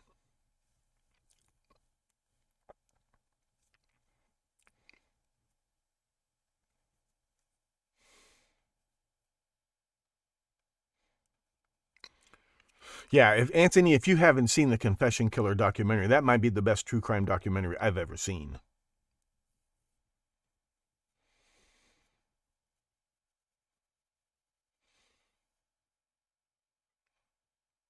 And about how people like the Christian lady, right, who kept visiting Lucas in prison in that county jail, I don't think she was consciously part of some plot. I think she just got used. A lot of people get used. They just get used. Charles Manson was used. He was a user and he was used, and everybody's using each other.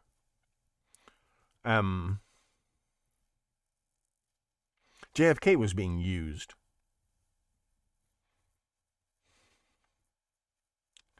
Bill Clinton was being used by his wife. So I'm going to let you guys go. I'll get back to work on these premium episodes. There'll be 3 or 4 of them. I've got to come out before next Saturday.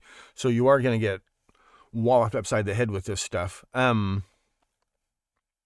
anyway, what does the murder of Cecilia Ann Shepard have to do with the murder of JonBenet Ramsey and JFK?